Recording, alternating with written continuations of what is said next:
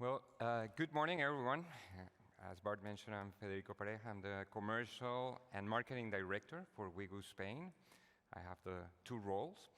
And I'm here to talk to you about basically this, the role of brand identity. Today, I'm going to have my marketing cap on top to talk about the brand identity we have built around the brand Ouigo and the personality we have built around this brand, which is something that is quite uncommon to the rail sector. So in order just to recap a little bit, this is what we do. I mean, we are the smallest player in the market in Spain. We have just around 11, 12% of all circulation, so quite small if you consider the market has 4 operators at this moment, 3 operators, 4 brands. And we have been expanding. Right now, we are present in the line between Madrid and Barcelona, which is a line that we opened in 2021. Last year, we opened the line between Madrid and Valencia, and earlier this year, we opened the line between Madrid and Alicante. As you can see, there are some dotted lines. Those are our expansion. We have a quite intensive expansion in 2024, which will give us a whole network around the Spanish territory, but again, we're the smallest player. What has been interesting about what we have done is basically that we operate the double-decker trains that are quite common in France, but quite unseen in Spain until we got there. We also have automated services everywhere, and we have also bet for a good quality of service. So this is basically what we are.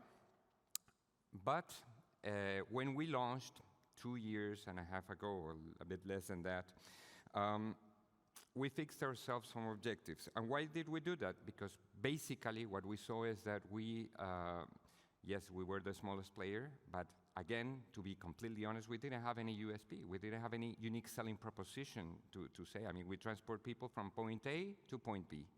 And we wanted to differentiate ourselves and build something around it. So we say, okay, our marketing objectives to be well known are basically the following. First objective was to build notoriety, but not any kind of notoriety. For us, it was important to build some spontaneous notoriety and also some relevant notoriety in order to reach the target that we were fixing ourselves to have in our trains. We didn't want to have everyone on board that was all the types of travelers. Yes, they are all welcome, but we cannot target everyone because we are a small player and we didn't have the budget to reach everyone. So we decided to go with that relevant notoriety to portray the message that we are a low-fare company, not low-cost, but low-fare, and that we offer the affordable travel and the good value for money. Those were the type of notoriety things that we wanted to portray.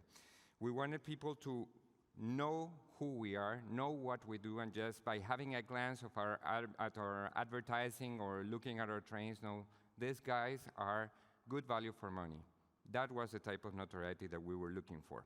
Second objective that we traced was differentiation. And this was key because we knew that people were going to confuse the different operators. Within a matter of months, we passed from having a monopoly to having 4 different brands operating in the market. This meant that people would get confused. I mean, they were used to having just one brand for 80 years all along, and then suddenly other brands are coming, and what is happening with those brands? Who are these guys? And we see it all the time that they were going to confuse us, and we say, okay, we need to differentiate ourselves so that we can stand out from the rest of the other brands.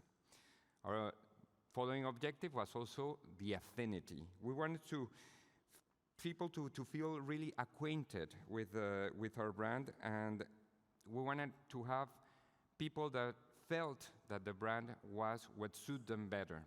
So in this respect, we wanted to take over the categories of the fun brand, the daring brand, the up-to-date brand, and that was due to having that affinity with the key targets that we fixed at the beginning. Last but not least, of course, we launched in the market to sell. So we needed the conversion, we needed the sales. We wanted to have trains with a high occupation rate, and we wanted people to prefer us, people to really like our service, and then go ahead and talk about us and say, well, these guys are the good value for money company that we have in Spain at this point. So with those objectives in mind, what we said is, okay, what have we achieved after 2 years and 3 months to be precise? Well, we have achieved a high load factor, 93% load factor in the Madrid-Barcelona route, which is something that was not really common in the sector before we arrived. 3 out of 5 people know our brand. And you have to bear in mind again, we are 11 to 12% of the total circulations. And already more than 60% of the people know our brand, know who we are and what we stand for. We are seen as the best value for money. I mean, all of the studies that we do, they say best value for money is Ouigo. We have transported so far 7 million passengers. Again, I showed you the expansion plan that we have, and for 2024, we're going to be much bigger, and we're going to be present in all lines that were in the liberalized market, and also in other lines that we have already requested to operate in.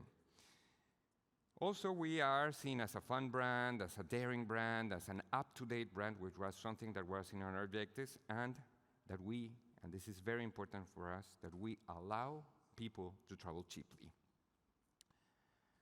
In terms of advertising investment, you can imagine we're the 11 to 12% leader operator in the market, and we have reached 4.5 times the advertising notoriety that our competitors have. And how have we done this? Well, of course, there are no big secrets. One of them is price. Yes, we are low fare, so our prices from €9 were completely groundbreaking at the time we started. Our advertising investment, again, we had to invest in advertising, but we had to invest very smartly. We didn't have the budget that our competitors have, so we went for smart, targeted advertising.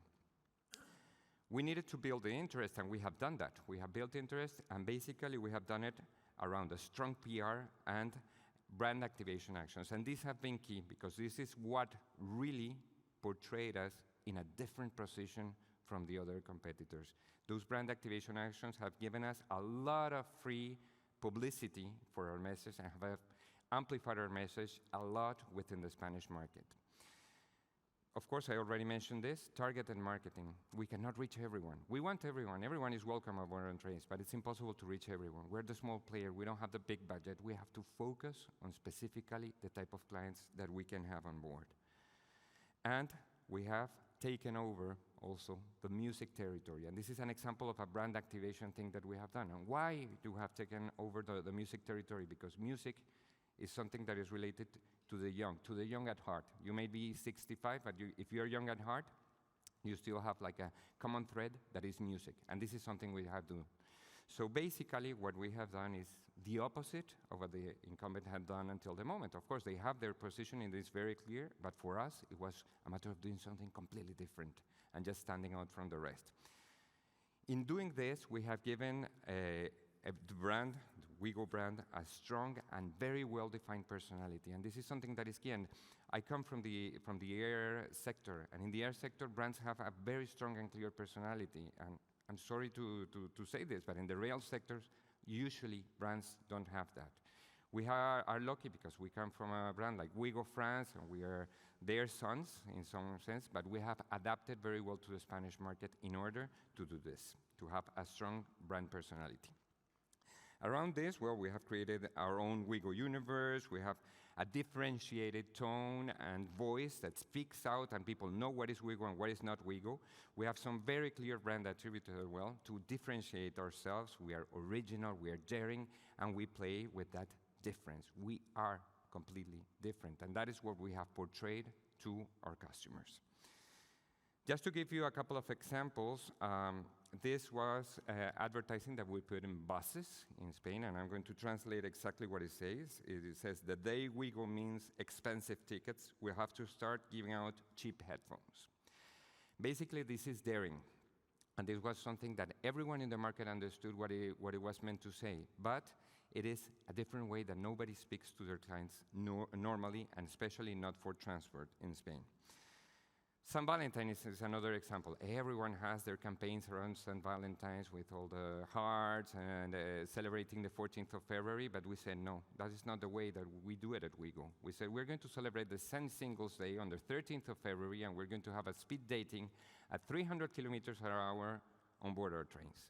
And that was something that made us stand out from the rest. We had a lot of coverage from the media around this. 1 million passengers. We said no, 1 million no, 1,105,000. Let's do things in a different way. But I'm guessing that the best way to show everything is just to show you a video with just the key things we have done in these 2.5 years. After almost 80 years, the era of the railway monopoly in Spain finally came to an end, with Renfe making record profits and ready to take on the competition.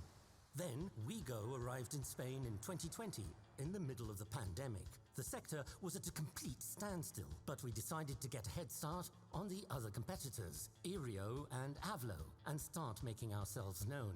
We knew very well what our main rival was like, a serious company with a very institutional profile and prices not everyone could afford. So we decided to be the opposite, the exact opposite. We presented ourselves as something completely different, a fun, friendly, colourful brand. And with prices Spaniards had never seen before. We wanted to make it clear from the outset that things had changed. Once we'd introduced ourselves, people started talking about us, and a lot, although, to be honest, having a half-French, half-English name probably didn't help. Oye, cuidado con Ouigo, ¿eh? ¿Cómo se llama, amigos? Ouigo. Joder, ¿cómo coño se pronuncia? Me cago en su...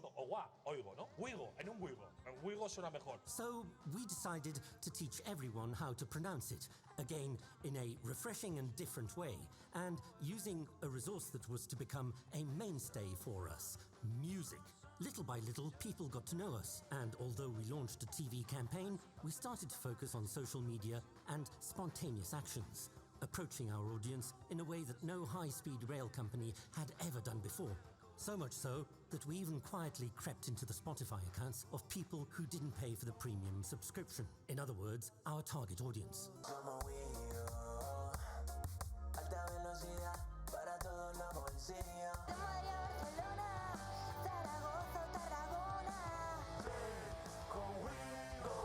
We danced, we laughed, we sang, we fell in love, we celebrated.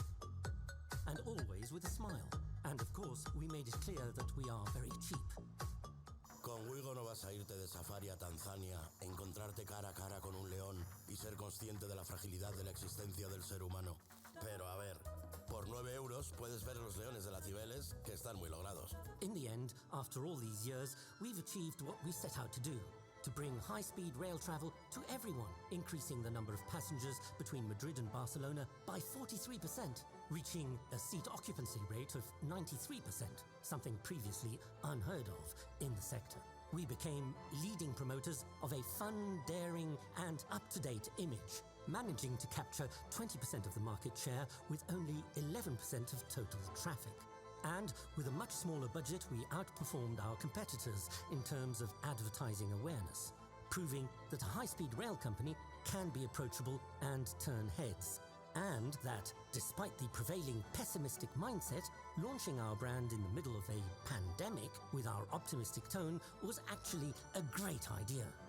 It was just a question of finding our niche, catching people's attention, and above all, being ourselves. So, see you at the Wee Bar. Ouigo, let's go. So basically, as you saw, and time is running out, we have been very well recognized by the industry, by the advertising industry, by the marketing industry. We have been even awarded the National Marketing Award this year for the best brand, and this has proven that something that was unheard of in the sector of rail could change. I mean, you could have a brand that had its own personality, that could stand out from the rest, and this is something that we have worked very hard on. Despite having the drowning toll prices, the price war that we have, you can imagine 4 players in the market. Toll prices are quite high in some lines in Spain. Despite all of that, our notoriety has been incredible. We have a very relevant brand, and we have been building our own voice, our own tone, and our own personality.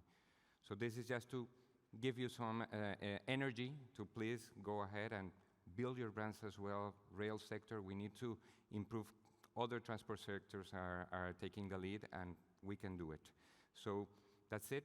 Muchas gracias. Thank you very much. And I hope you enjoyed this.